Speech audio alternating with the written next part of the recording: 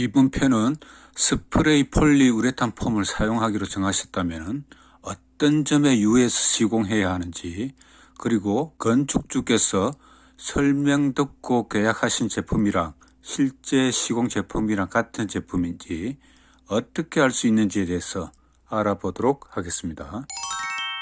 가장 먼저 여러 업체를 알아보고 선정하셨다면 계약서를 작성하실 텐데요.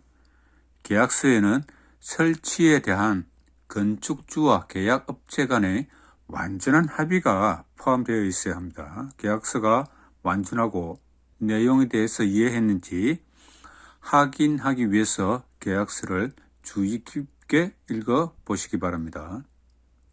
계약서에는 첫 번째, 설치 중인 특정 제품명이 반드시 기재되어야 합니다. 한 제품명에 여러 제품군이 있다면 구별 가능한 품번 같은 것이 있을 겁니다. 같이 기재가 되어야 합니다. 두 번째는 합의된 가격이고, 세 번째는 시공 부위, 시공 두께 명시입니다. 설치할 곳이 외벽과 지붕이라면 외벽 스터드와 스카리 사이가 될 테고, 외기와 맞닿는 전체 부위라고 명시하면 될 것 같습니다. 네 번째, 구체적인 프로젝트 기간입니다. 시작 날짜 및 시간, 완료 날짜, 그리고 후공정 작업자가 돌아올 때까지 기다려야 하는 시간, 일반적으로 24시간 후 환기를 마치고 작업하는 것이 좋습니다. 등에 대한 정보가 포함되어야 합니다. 다섯 번째, 업체의 기본 정보, 업체명과 대표자명, 주소, 전화번호 등도 필수적으로 알아야 합니다. 자, 여섯 번째, 관련 제품이 유명 해외 제휴업체라면 관련해서 라이센스가 있을 겁니다. 이것도 확인을 하셔야 합니다. 일곱 번째, 작업 완료 후 빈 드럼과 용기 수거, 또 내부 잔해 제거 및 청소 여부를 확인하셔야 합니다. 자, 여덟 번째는 첨부받아야 할 서류입니다. 준공과 관련하여 단열 등급표와 화재 시험 성적서입니다. 업체 관련 서류도 같이 첨부될 겁니다.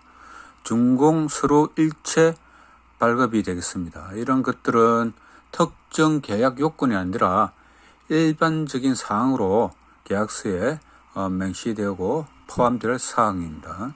바꿔 말해가지고 계약 서류부터 이렇게 정리가 잘 되는 업체가 있다면 시공 제품과 시공 품질에 대해서도 신뢰가 갈 것이라고 생각됩니다.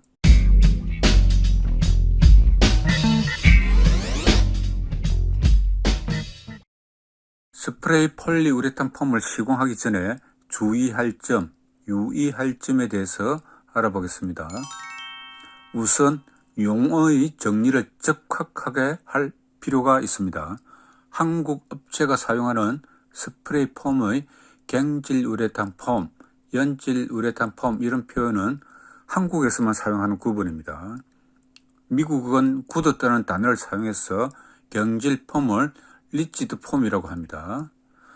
리지드 폼이란 우리가 알고 있는 공장에서 생산된 일반적인 스티로폼을 말합니다. EPS와 일명 핑크폼이라고 말하는 압출 보온제인 XPS를 경질이라고 합니다. 리지드 폼이라고 부릅니다. 위와 같은 EPS, XPS 경질 폼은 본질적으로 클로즈 셀이기 때문에 클로즈 셀이냐 오픈 셀이냐 이렇게 질문하는 것은 무의미합니다.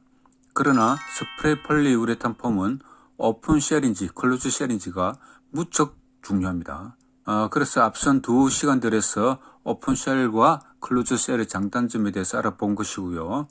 제 영상을 보신 분들이라면 어떤 업체와 이야기하더라도 경질, 연질이라는 말에 혼동되지 말고, 그래서 이 제품이 오픈 셀이에요, 클로즈 셀이에요, 이렇게 명확히 질문할 수 있어야 합니다. 자, 번외로 한 가지만 더 알아보겠습니다. 우리가 흔히 말하는 수성 연질 폼에 왜 수성이란 말이 들어가는지 한 번쯤 궁금해 했을 텐데요. 발포제가 물을 베이스로 해서 만들었기 때문이다 라고 이해를 하면 되겠습니다. 자, 스프레이 폴리우레탄 폼을 시공하기 전에 가장 주의해야 할 점, 습에 대한 대책입니다. 단열재를 설치할 때쯤이면 지붕 작업이 완료되고 외장 작업이 진행되는 상황일 텐데요. 방통을 치고 나서 스프레이 폼을 바로 시공하는 것은 절대 안 됩니다. 일반적으로 토대 두단은 방통 몰탈 속에 묻혀 있게 되는데, 사실 3, 4일 지나서 사람이 드나들고 작업할 정도로 말라 보이지만 토대는 물탱이 상태입니다. 이것은 토대를 따내서 해야 할 이유가 있어가지고 작업 중에 직접 제 두 눈으로 확인한 겁니다. 맨 위 바텀 플레이트는 말라 보이지만 몰탈 속의 두단은 물탱이 상태다. 한여름이라도 몰탈에 묻힌 토대가 자연 건조로 마르기에는 일주일도 부족해 보입니다. 가급적이면 난방 설비 계획을 면밀히 잡아가지고 방통을 하고 바로 보일러실 마감을 치고, 여의치 않으면 보일러 설치 공간이라도 마감을 짓고 보일러를 설치한 후에 3, 4일 돌리고 나서 스프레이 폼을 설치하시기 바랍니다. 보일러 설치가 불가능이라고 한다면 등유 히트를 사용해서라도 한 이틀 정도 건조시키는 것을 추천드립니다. 해서 저는 방통 치기 전에 반드시 토대에 실실리를 세워 둘러서 공기가 통하게끔 몰탈 층과 이격을 시키고 있습니다. 이렇게 이격을 했더라도 자연 건조라면은 비가 오지 않는 조건이더라도 최소 한 2주가 필요하다 생각됩니다. 미국의 자료를 보면 목재 스터드 함수율도 18% 이하에서 사용하기를 권장합니다. 스터드는 장마와 같은 80% 이상의 습도 환경이 아니라면 일주일 정도의 자연 건조에서도 18% 이하 함수율을 보여주고 있습니다. 저는 클로즈셀 폴리우레탄 스프레이 폼 사용 시에 10%에서 12% 사이를 가장 이상적이라 생각됩니다.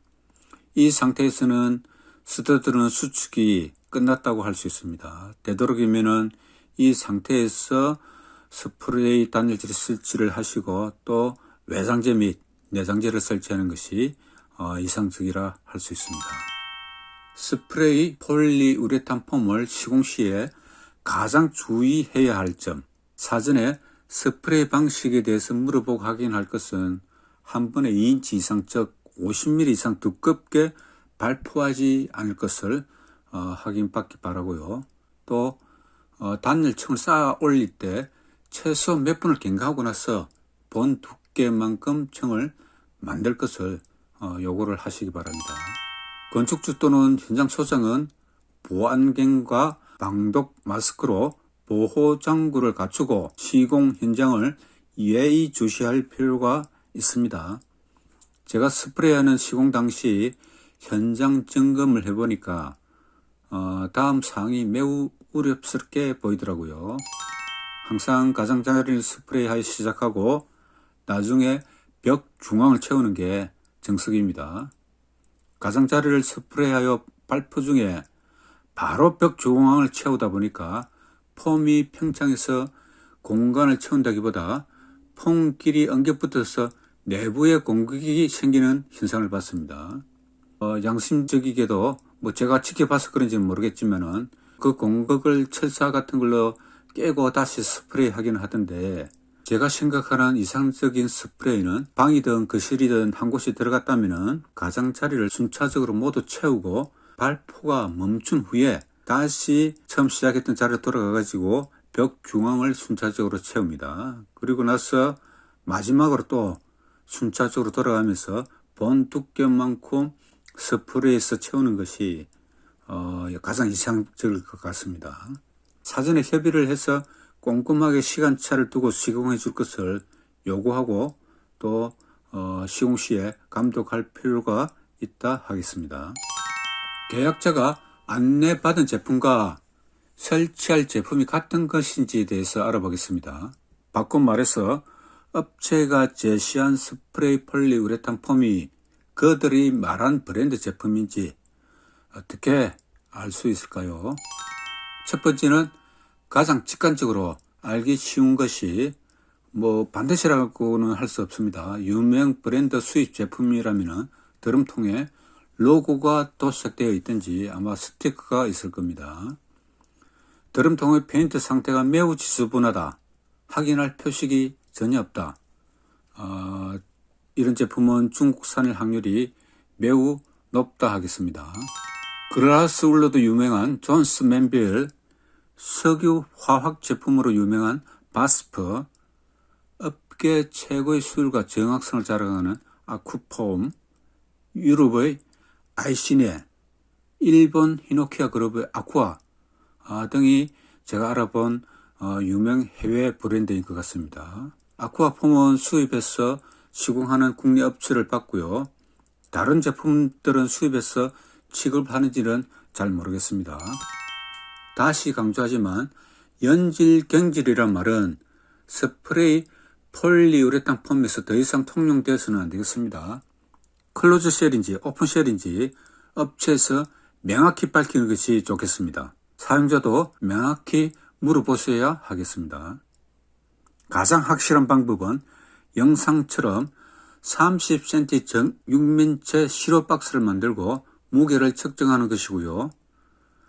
또 영상처럼 칼로 찔러봐도 확실한 차이를 알 수 있겠습니다. 마찬가지로 합판에 시료를 떠서 불을 붙여 보시는 것도 확실히 검증을 해볼 수 있을 테고요. 자, 계약 단계에서 확실히 분명을 기재를 해야 된다고 말씀을 드렸죠. 당시에 이렇게 시로 측정을 한다고 밝히셔야 하겠습니다. 시로 무게를 잴 때는 빈 박스 무게를 먼저 측정하고 나중에 시로와 같이 재고 착음하면 정확한 시로의 무게를 알 수 있겠습니다. 이때 30cm 정육면체 시로 무게가 0.9kg이 나와야 정상적인 클로즈 쉘 폼이라 할 수 있습니다. 자, 다음 시간에 글라스울과 스프레이 폼 그리고 주요 글라스울을 대체할 수 있는 단열재를 비교하는 영상을 제작해 보도록 하겠습니다. 오늘 시간은 여기까지고요. 다음 시간에 또 다른 영상으로 찾아뵙겠습니다. 감사합니다.